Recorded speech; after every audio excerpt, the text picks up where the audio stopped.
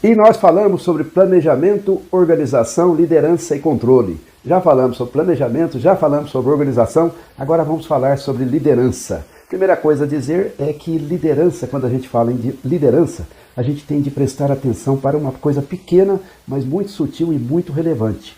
É que liderança quer dizer duas coisas. Quer dizer o papel formal, não é? Existe o líder, tá certo?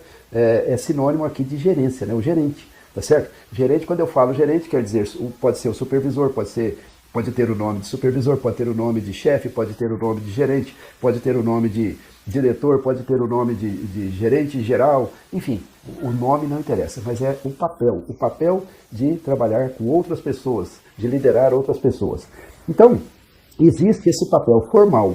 E liderança, além desse papel formal, ela é também uma competência, uma habilidade, uma qualidade humana, né?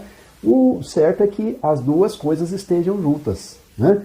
As duas coisas estejam juntas. E que a liderança formal, ou seja, o cargo, né? O cargo, a função gerencial, seja exercida com capacidade, com competência de liderança.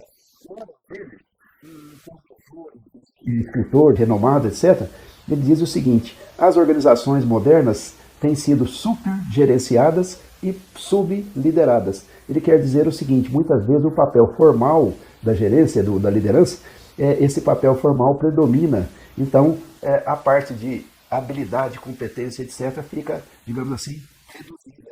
Certo? E não, é preciso que haja o exercício adequado do papel, mas com competências de liderança, tá certo? Então vamos falar liderança primeiramente no que diz respeito ao papel e depois no que diz respeito à competência. O Peter Drucker, que foi um clássico da administração, escreveu um livro gigante sobre a gerência, né, e que cobre todos os aspectos, ele define muito bem esta parte formal, né, esta parte do papel da gerência, né? O livro dele tem até esse nome, né? Então, fala do papel da gerência. Então, vamos ver o papel primeiro e depois falamos da liderança como competência. Há condições formais para uma liderança eficaz. Pessoas no papel. Quais são essas condições? Primeiro, definições claras e corretas sobre qual o grau de poder da pessoa, quais são suas atribuições, quais são suas responsabilidades, quais são os propósitos daquela função ali especificamente. Segundo, comportamento adequado de quem está acima, dos escalões acima. Então, se essas pessoas centralizam demais, então a pessoa que está na posição de liderança lá abaixo, ela fica inibida, ela fica amarrada, ela não pode se desenvolver. Então, tem um nível adequado de centralização e descentralização. Um nível de delegação adequado também, porque se o chefe que está acima, né, ele não delega suficientemente, quem está abaixo não se desenvolve de jeito nenhum, né, não desenvolve competências de liderança e nem exerce o papel adequadamente. Tem que haver coerência, né, do pessoal dos escalões acima. Coerência muitas vezes essas pessoas agem coerentemente, dizem uma coisa, fazem outra, tiram autoridade de quem está abaixo, essa coisa toda. E tem que haver um nível, tem que definir com muita clareza qual é o nível de conformidade que se espera no desempenho de quem está num cargo formal de liderança, digamos assim, gerência, qualquer que seja o nome. Muito bem. E além disso, tem que haver uma cultura de liderança local adequada, né? É uma condição eficaz. Tem de ser uma cultura de liderança local, né, que seja meritocrática, ou seja, baseada em mérito, não baseada em apadrinhamento, não baseada em amizades. Tem de ser uma cultura de liderança humana, né, voltado para o fator humano, com respeito às pessoas, com o envolvimento das pessoas. E tem de ser uma cultura de liderança que seja ética, né, que as pessoas possam confiar nos seus líderes, elas tenham segurança de estar trabalhando para a gente que merece o empenho, merece a confiança. Então esses são os aspectos formais da liderança que precisam ser bem tratados para que as competências de liderança desabrochem e cumpram a sua parte, tá certo? Vamos ver então agora um pouco sobre as competências da liderança. O que torna uma pessoa líder? Esse fenômeno vem sendo estudado já há muitos anos, há muitas décadas, né? E no contexto das organizações ele passou a ser mais estudado da década de 1960, 70 para cá. Na administração se fez uma revisão das ideias já existentes e aí se começou a dar um enfoque adequado da liderança no contexto das organizações, que é o que nós estaremos falando aqui. Nós não estamos falando de liderança no contexto político, no contexto religioso, não, nada disso. Estamos falando dentro do contexto das organizações. E aí se percebe o seguinte, que há 3 enfoques fundamentais sobre o que torna uma pessoa líder. Quais são as condições para que alguém efetivamente tenha competência de liderança.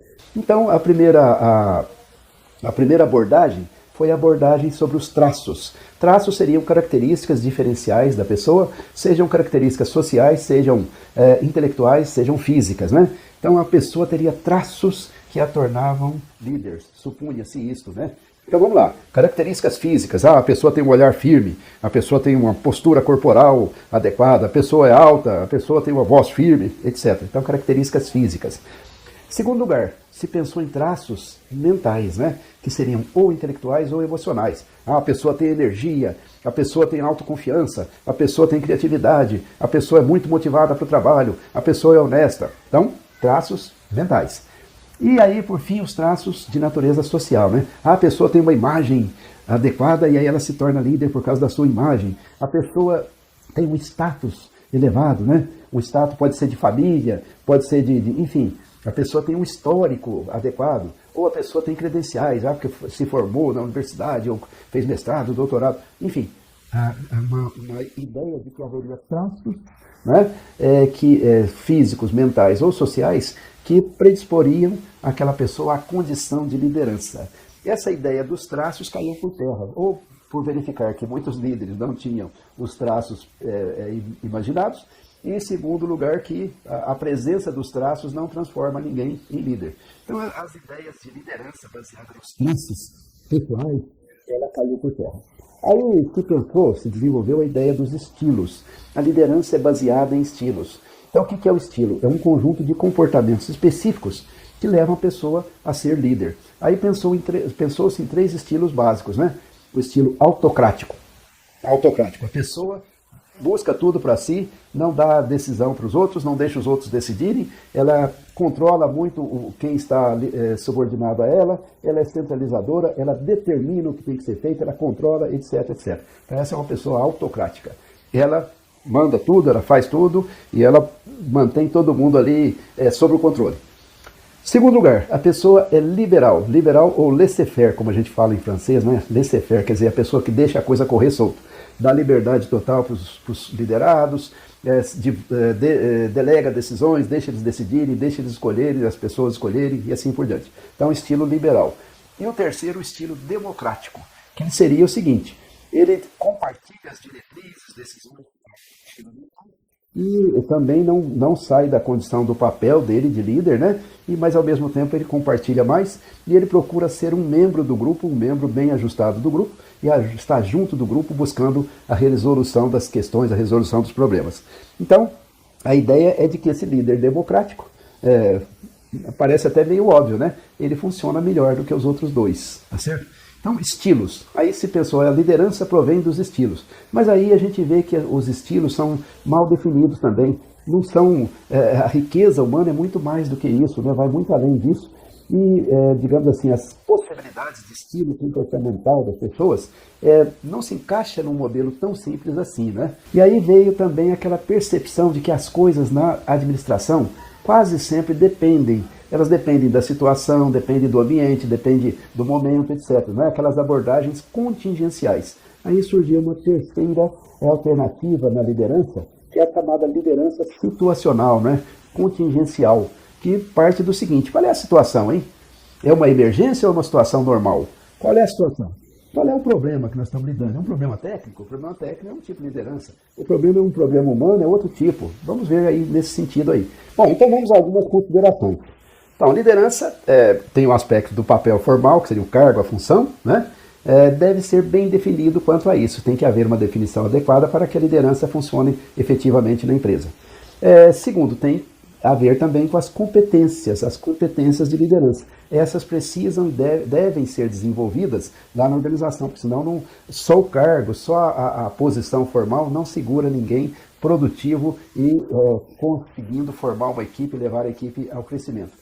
Então, Percebeu-se, além disso, que a liderança é um fenômeno complexo, né? Que aquelas abordagens de traço, não resolve, né? Nós temos que ir além disso. Embora tudo aquilo esteja presente efetivamente em qualquer situação de liderança, aquelas variáveis estão presentes, mas são apenas variáveis de um processo mais rico e mais complexo, né? E, por fim, percebeu-se o seguinte, que os estilos, que o jeito de liderar tem de ser adaptável, né? À situação, enfim, às contingências. E aí vem, então, essa abordagem situacional, que é a abordagem mais prática, mais objetiva para o mundo das organizações. E no próximo vídeo, então, nós vamos falar de uma dessas abordagens, escolher a mais completa, aquela que dá uma resposta melhor. Como é que a liderança deve se comportar no contexto das organizações, que é a teoria da liderança situacional do Paul Hersey e do Kenneth Blanchard. Então vamos ao próximo vídeo falar sobre liderança situacional.